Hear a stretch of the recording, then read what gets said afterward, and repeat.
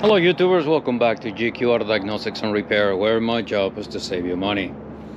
This afternoon I'm working on a 2013 Dodge Charger RT with a 5.7 engine V8 Hemi.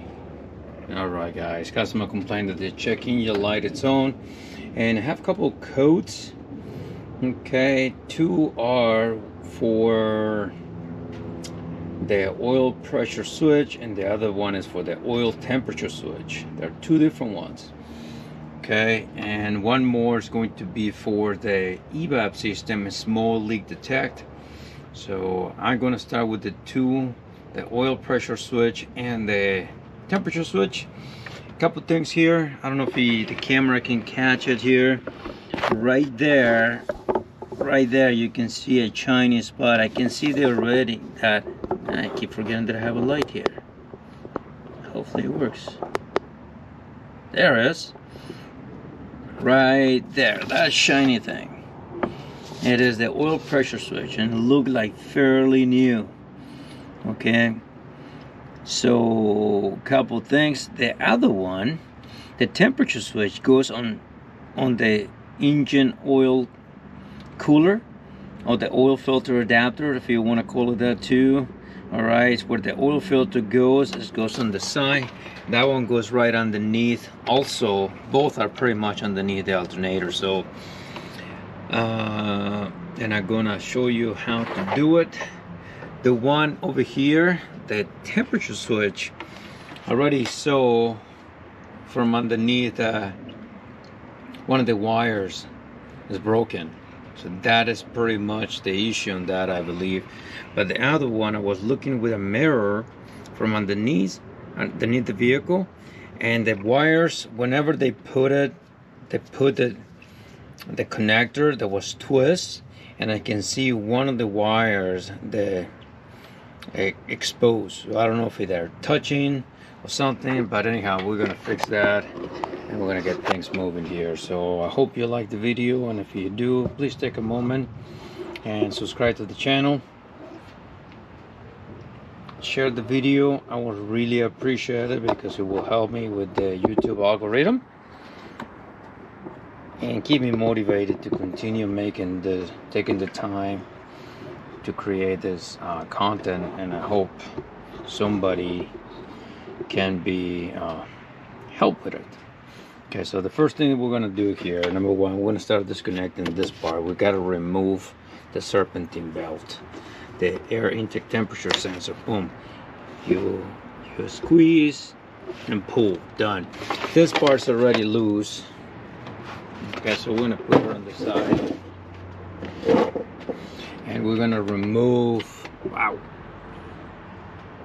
a lot of clamps. These are 8/16. I'm sorry, 5/16 or 8mm. Okay, so we're gonna remove that.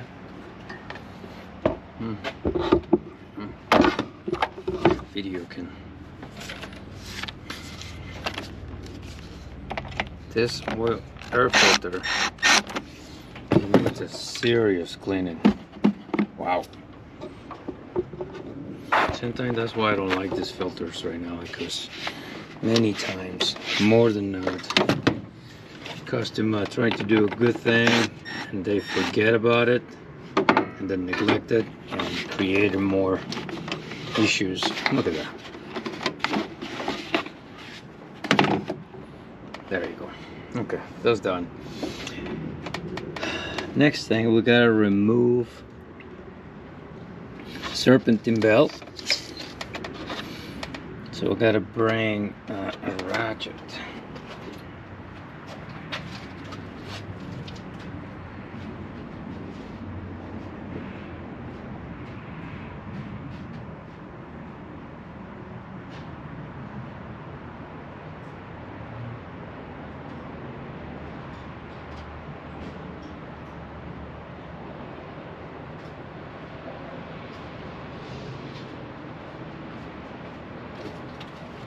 Alright, so let me turn my light off.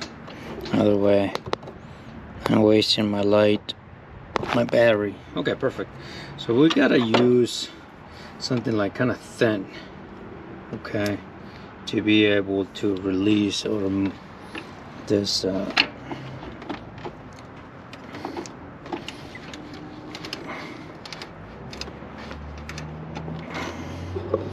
hopefully you guys can see it there.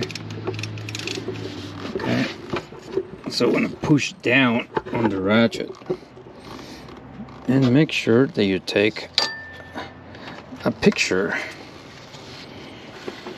of the routing of the belt.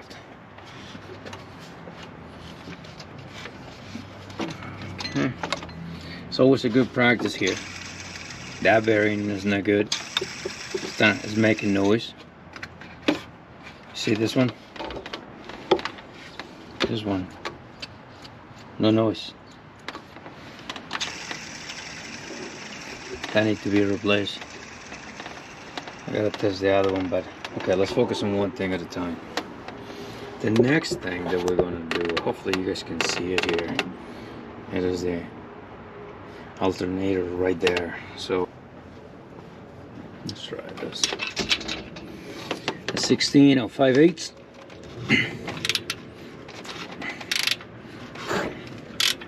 There you go. This is what we're gonna do. That's loose, so I'm gonna go underneath and loosen up the other two. Both of the bolts are loose on the bottom now. Now we're going to make sure this. I'm gonna take this off.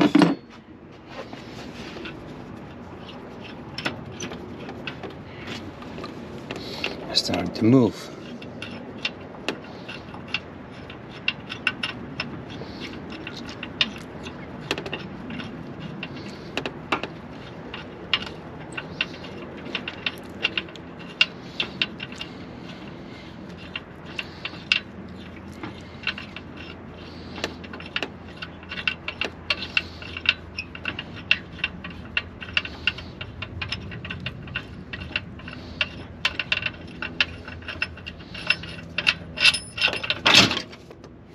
There you go.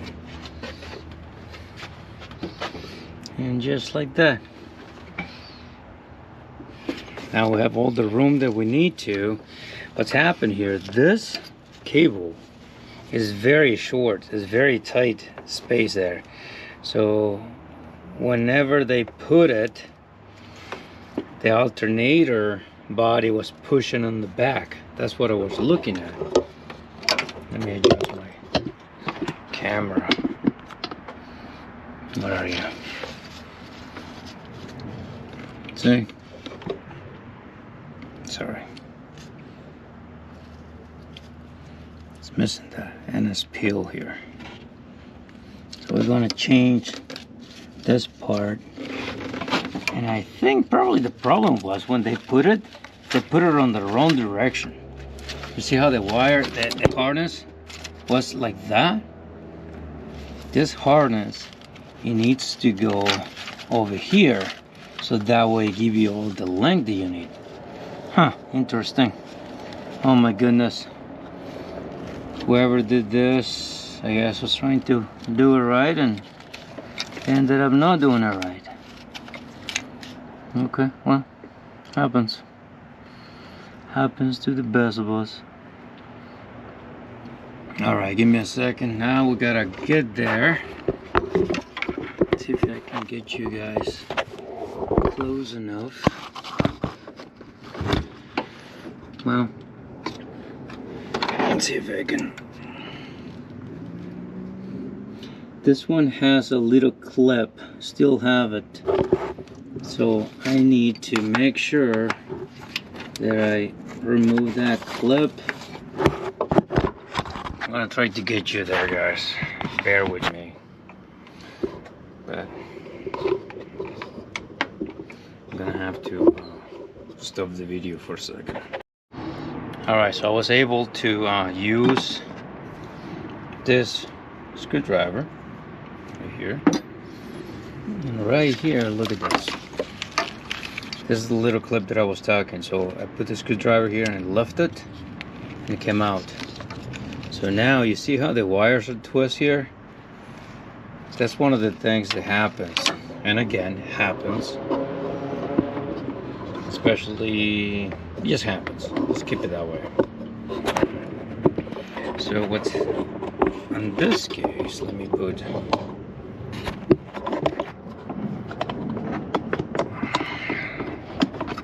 sorry about the movement of the camera too much.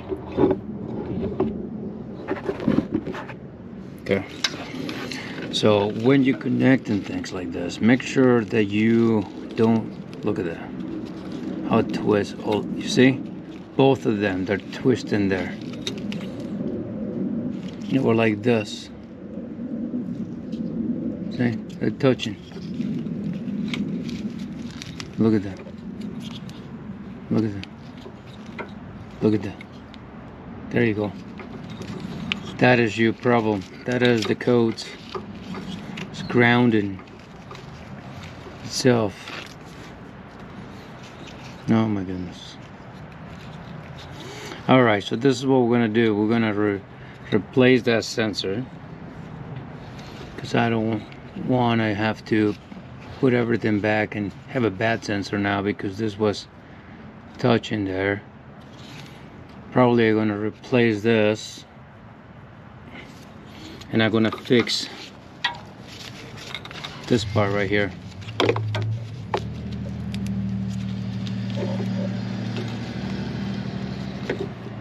See how the other cable is here, the wire. Alright guys, so this is what we're gonna do, what we have to work with today. So I hope this video has been beneficial to you guys to learn, or don't just go after a code without paying attention to everything else, because probably that's what happened. Probably that was a code, and the person who did this didn't look at the wires or the connector, that it was in bad condition. So, pay attention to the details, find the evidence, and hopefully you guys can fix your vehicle the first time without having any comebacks.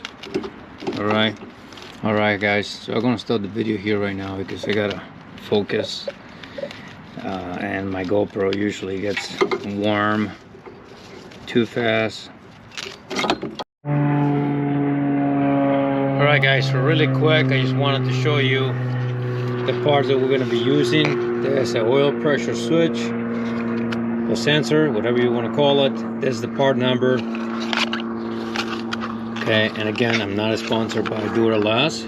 That's the part that I'm using, or AutoZone. So again, thank you guys for bringing the part and all the help that you guys always provide me. Appreciate it. Okay, to install or remove it, you can use a regular oil pressure switch socket, or 1" and 1/16 deep socket. You can use that too, whatever you have available. Okay, this is, here's the old one. Okay, the way they call it, the engine oil temperature sensor. However, this, when you look for the part number, it is for the fluid temperature sensor.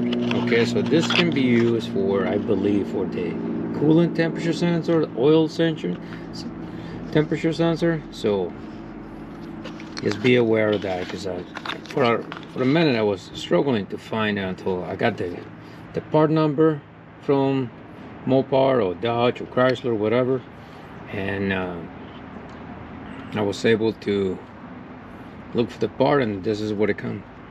Okay, so temperature sensor. Alright guys, so that's gonna be it. Okay, so once again, this require 1" and 1/16 and 1/16. This one is 19mm or 3/4, whatever you happen to have. Make sure that you compare both of them. See, both are the same, the notches, that, everything. So I hope that helped to make your repair easy. And once again, you know, leave your comments down below and let me know what do you think. And as usual, thanks for watching. God bless, do your best, forget the rest, and I will see you in the next video. Later.